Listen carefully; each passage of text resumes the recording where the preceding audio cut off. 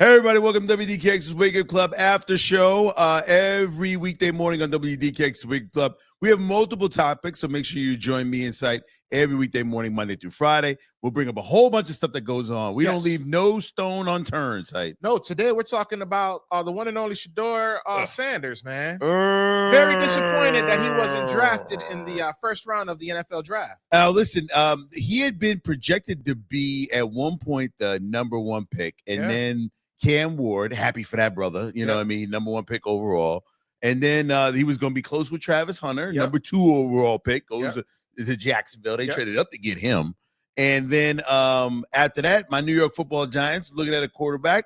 Nope. Overlooked him. Yep. Pittsburgh Steelers overlooked him. I thought once he fell down to 21, I'm like, oh, my God, nobody's thinking Shedeur. All right, I heard great things about Pittsburgh and Mike Tomlin, and it looks like they might take him. And I'm like, nope, that didn't happen. Then I started looking at all the other teams that needed quarterbacks, and a lot of them didn't need them or invested in one a few years ago. And I was like, oh, my goodness, he might not get drafted in the first round. And that's what happened. And you know what, though? You know, he has a good attitude about it. You know, he's not sour about it.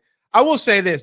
Sometimes the blessing in disguise is not the blessing that we want. Yes. You know what I mean? This is a blessing for him because the pressure is not on him.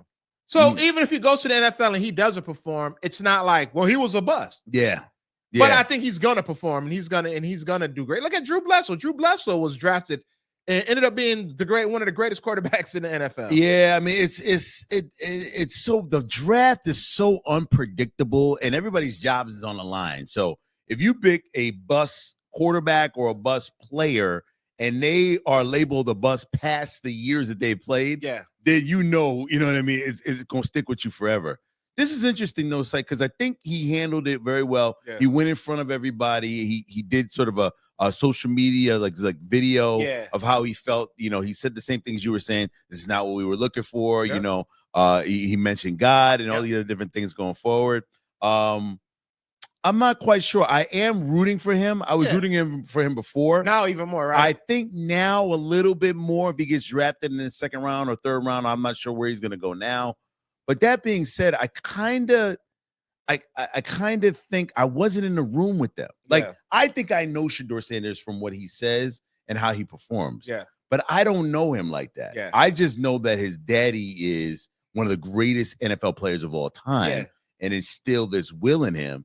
And I just know, dad to son, when you're disappointed for your kid, you're just trying to build that confidence and make sure that it doesn't get shattered. But it's gonna have to be a show and prove moment. This is why Black people say show and prove, because you think you showed enough and you proved enough, but clearly not yet. Well, just for young people, right? Because we all know this, but for younger people that are trying to accomplish something big, and you see the vision of how you want it, and it doesn't typically go that way. Sometimes that's a blessing in disguise. Absolutely. I think the failure is one of the things that a lot of people look at and they're just like, oh my goodness, it could fuel you. You have to turn it for something better. And I'm hoping Shedeur is able to do that and prove all the 32 picks before him that y'all were wrong.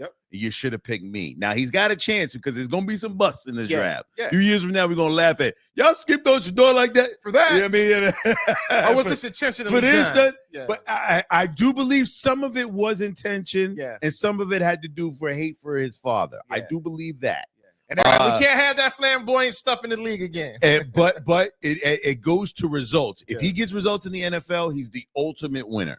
So hopefully he can put his head down, go to work, and prove it on the field, because that's the only way you'll be able to say everybody was wrong.